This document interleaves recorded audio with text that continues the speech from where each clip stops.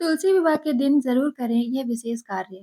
मिलेगी हरि की पटरानी, तुलसी महारानी की विशेष कृपा। तुलसी विवाह कार्तिक मास के शुक्ल पक्ष की द्वादशी तिथि पर किया जाता है। इस दिन भगवान विष्णु के स्वरूप शालिग्राम जी और देवी तुलसी जी का विवाह किया जाता है, जो कि इस साल 2 नवंबर को किया जाएगा। आप इस दिन पर कुछ विशेष कार्य करके हरि की पटरानी तुलसी की कृपा प्राप्त कर सकते हैं। देवउठनी एकादशी के एक दिन बाद किया जाता है तुलसी देवी का विवाह।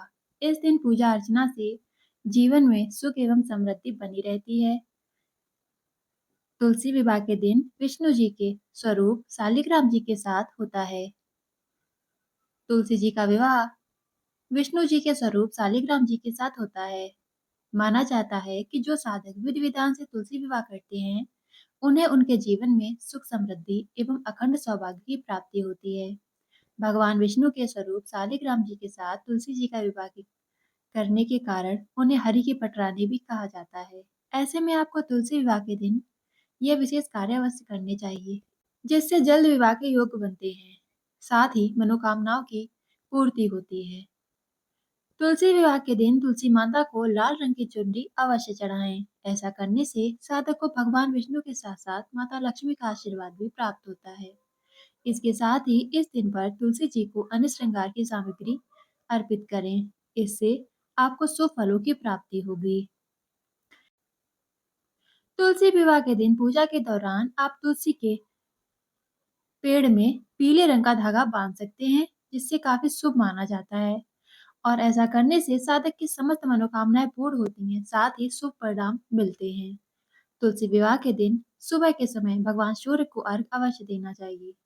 तुलसी विवाह के दिन सूर्यास्त के बाद तुलसी के समक्ष घी का दीपक अवश्य जलाएं। इससे आपको सभी पुण्य फलों की प्राप्ति होती है और नकारात्मक ऊर्जा दूर हो जाती है। साथ ही साथ आपके घर में सकारात्मक ऊर्जा का प्रभाव बढ़ता है। देवउठनी एकादशी पर अवश्य करें तुलसी चालीसा का पाठ। खुश होंगे भगवान विष्णु और आपके घर में सुख समृद्धि आएगी। देवउठनी एकादशी, जिसे प्रबोधिनी एकादशी भी कहते हैं, ये कार्तिक महीने के शुक्ल पक्ष की एकादशी को मनाई जाती है। इस कार्तिक के महीने में इस साल यह व्रत 1 नवंबर 2025 को रखा जाएगा। इस दिन भगवान विष्णु 4 माह की योग निद्रा से जागते हैं, जिससे सभी मांगलिक कार्यों की शुरुआत होती है। इस पावन अवसर पर तुलसी पूजन का विशेष महत्व है। वहीं इस दिन तुलसी चालीसा का पाठ परम कल्याणकारी होता है। एकादशी का दिन बेहद पावन और पुनीत माना जाता है। एकादशी भगवान विष्णु को समर्पित व्रत है। इस दिन व्रत रखने वाले व्यक्ति को सभी शुभ फलों की प्राप्ति होती है। देवउठनी एकादशी, जिसे प्रबोधिनी एकादशी कहा जाता है, यह हिंदू धर्म के सबसे महत्वपूर्ण पर्वों में से एक है। ये कार्तिक महीने के शुक्ल पक्ष की एकादशी तिथि को आती है। इस साल यह पर्व 1 नवंबर को मनाया जाएगा। इस दिन भगवान विष्णु 4 माह की योग निद्रा से जागेंगे। इस दिन भगवान विष्णु 4 माह की योग निद्रा से जागेंगे और फिर सृष्टि का कार्यभार संभालेंगे, जिससे सभी मांगलिक कार्यों की शुरुआत हो जाएगी। और इसी दिन तुलसी पूजन का विशेष विधान है। ऐसे में तुलसी के सामने दीपक जलाएं, उन्हें लाल चुनरी उड़ाएं। देवी तुलसी को लाल चुनरी उड़ाएं, फूल माला अर्पित करें। इसके बाद तुलसी चालीसा का पाठ करें, अंत में आरती करें। ऐसा करने से भगवान विष्णु की विशेष कृपा आपको मिलेगी। इस साल 1 नवंबर दिन शनिवार को कार्तिक शुक्ल पक्ष के दिन देवउठनी एकादशी अथवा देवोत्थान एकादशी पूजा विधि विधान, धार्मिक अनुष्ठान और पारंपरिक रीति रिवाजों के साथ मनाई जाएगी। काशी और मिथिला में देवउठनी एकादशी 2025 का पर्व खास महत्व रखता है। मान्यता है कि कार्तिक मास के शुक्ल पक्ष की एकादशी को देवोत्थान के दिन सभी देवी देवता शयन मुद्रा से उठकर स्वर्ग से पृथ्वी पर आते हैं और हमारे घर में वास करते हैं। देवउठनी एकादशी अर्थात देवोत्थान एकादशी के दिन भगवान विष्णु के शालिग्राम स्वरूप की पूजा की जाती है। देवोत्थान एकादशी की तिथि भगवान विष्णु को समर्पित है एवं एकादशी के दिन विधि विधान से तुलसी माता और भगवान विष्णु की पूजा की जाती है। देवी देवताओं के जागृत होने पर शादी विवाह, मुंडन संस्कार एवं गृह प्रवेश आदि सभी शुभ कार्यों की शुरुआत हो जाती है। आने वाले 1 नवंबर दिन शनिवार को कार्तिक शुक्ल पक्ष के दिन देवउठनी एकादशी, देवोत्थान एकादशी पूजा विधि का आरंभ होगा।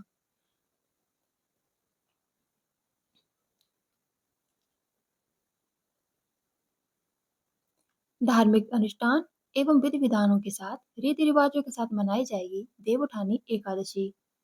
मिथिला में इस पर्व का खास महत्व है। इस दिन महिलाएं आंगन में चावल के पिठार से अपरिवन करती हैं और ऐसी मान्यता है कि कार्तिक मास के शुक्ल पक्ष की एकादशी के दिन सभी देवी देवता शयन मुद्रा से उठकर पृथ्वी पर आते हैं तथा हमारे घर में पूजा गृह में वास करते हैं। साथ ही पिठार से खींची गई रहनुमा लकीरें और मध्याह्न के आंगन में बनाए गए सभी चित्र भगवान विष्णु और माता तुलसी देवी को समर्पित हैं। देवउठनी एकादशी का शुभ मुहूर्त।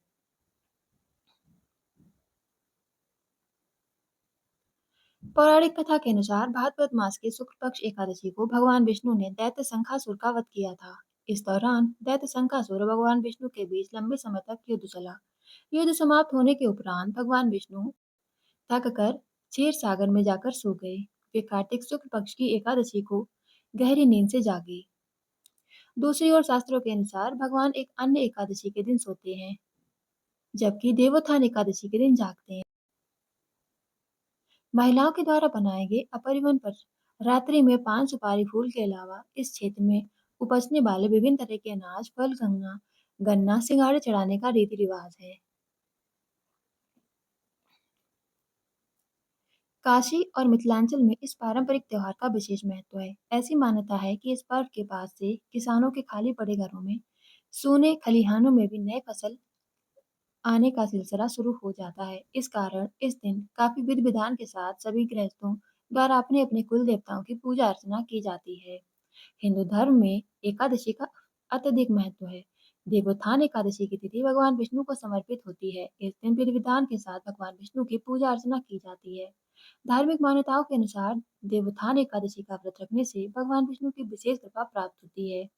एकादशी का महत्व इसलिए और बढ़ जाता है कि इस दिन भगवान विष्णु के शालिग्राम स्वरूप तुलसी से विवाह की परंपरा का निर्माण किया जाता है। हिंदू धर्म में देवोत्थान एकादशी के दिन देवी देवताओं के जागृत रूप में आने के बाद शादी विवाह आदि सभी शुभ कार्य शुरू हो जाते हैं।